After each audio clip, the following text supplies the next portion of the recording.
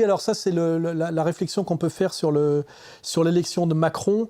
C'est qu'en réalité, Macron nous vend de la flexibilité et qu'on se rend compte que les gens ont du mal à comprendre que la flexibilité, c'est l'insécurité de l'emploi, dont l'insécurité sociale et l'insécurité de la vie tout court. Dans ces entreprises, dans les startups, mais probablement aussi ailleurs, aujourd'hui, l'un des maîtres mots, il y en a plusieurs, mais l'un des maîtres mots, c'est la flexibilité. Il faut être flexible. C'est ça, on demande à l'employé d'être flexible, donc en termes d'horaire de travail, pour accepter en fait des conditions salariales qui sont souvent précaires et très basses. Mais ce qu'il faut comprendre quand on regarde les gens qui ont voté Macron, ce sont les vieux qui ont la trouille et qui pensaient avec Macron préserver la rente des 30 Glorieuses. C'est impossible pour vous de voter Marine Le Pen? Oh, quand même, oui.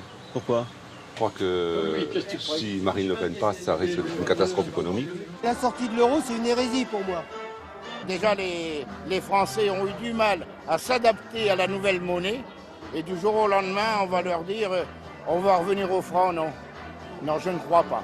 On va voir effectivement qu'ils vont payer pour leur lâcheté, leur frilosité et leur incompréhension profonde de ce que c'est que le politique, puisqu'en fait Macron va, après avoir fait semblant de découvrir le trou de 8 milliards... Nous héritons donc d'un dérapage de plus de 8 milliards d'euros. Va leur faire payer le trou. Et puis de l'autre côté, par contre, plus angoissant, c'est que les jeunes aussi sont macroniens. C'est-à-dire que le jeune, qui est manipulé systématiquement par le pouvoir politique impérial depuis mai 68, aime la flexibilité, parce que pour un jeune, la flexibilité, c'est l'aventure, le voyage. Alors pourquoi Londres? Je pense déjà parce que c'est une ville qui m'attirait, ne serait-ce que par rapport à son côté cosmopolite, et puis aussi voilà, pour travailler, pour voir quand même notre marché, pour connaître une autre ville. C'est intéressant sur un CV de dire qu'on a passé 6 mois à Londres et qu'on a travaillé dans une entreprise. Et ce qui lui fait peur, lui, c'est finalement la stabilité. La sécurité de l'emploi, c'est « je vais m'ennuyer », c'est l'idée, c'est chiant d'être fonctionnaire. Si on réfléchit bien, monter une boîte super jeune, quand on est capable de vivre avec 400 balles par mois, qu'on n'a aucune obligation, qu'on peut légèrement enfler la banque sur l'idée d'un crédit étudiant, et qu'on est capable de se dire du jour au lendemain, je m'en fous, je drop tout et je vais chercher un emploi, c'est vachement simple en fait. Les gens veulent pas des vies toutes tracées, c'est-à-dire que ça reste une page blanche la vie.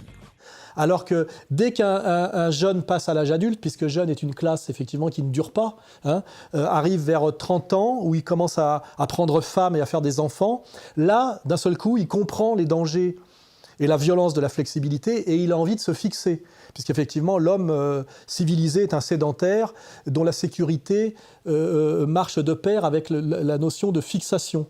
C'est-à-dire qu'il voudrait avoir une maison, il voudrait que ses enfants puissent rester dans la même école, il voudrait pouvoir que ses enfants gardent ses amis, et quand il a un crédit sur une baraque, des amis et des enfants scolarisés avec des amis, etc., quand on lui dit maintenant tu vas bouger et tu vas te barrer à 400 km, sans d'ailleurs que sa femme ne puisse l'accompagner, puisqu'elle est soumise à une autre flexibilité. Là, il comprend un peu tard que la flexibilité est sans doute la plus grande violence sociale qui est faite à nos citoyens modernes, mais c'est trop tard. James peut gagner entre 0 et 1 000 euros par mois. Il enchaîne ce genre de contrat flexible depuis 2 ans.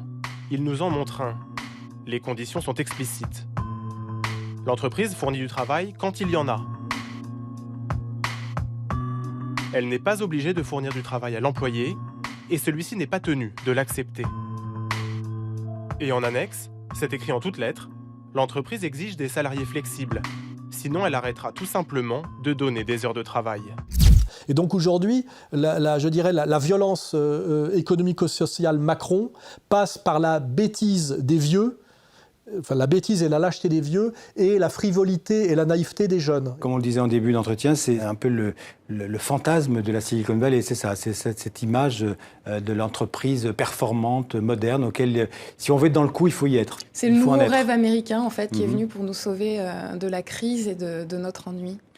Et ça, c'est une fatalité à laquelle on ne peut pas grand-chose, car effectivement, pour qu'un jeune cesse d'être un jeune con, il faut qu'il ait 10 ans de plus. Mais malheureusement, entre-temps, Macron a été élu sur, effectivement, pour la bourgeoisie, le mythe de la start-up.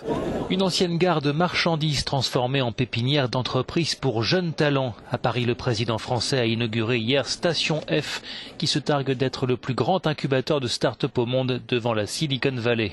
Et pour le jeune plus précaire, la fascination pour l'ubérisation. Ce matin-là, à Paris, Martin Petit s'apprête à commencer sa journée de travail. À 27 ans, il fait partie de cette nouvelle génération pour qui changer de job n'est pas vraiment un problème. L'intérêt de ce travail, c'est que déjà, ça me permet de gagner mieux ma vie parce que c'est un à côté, tout en faisant du sport, en étant complètement autonome parce qu'à part l'application, on n'a aucun contact avec des managers. Comme tous ses collègues, Martin est un livreur indépendant. Il choisit librement son planning.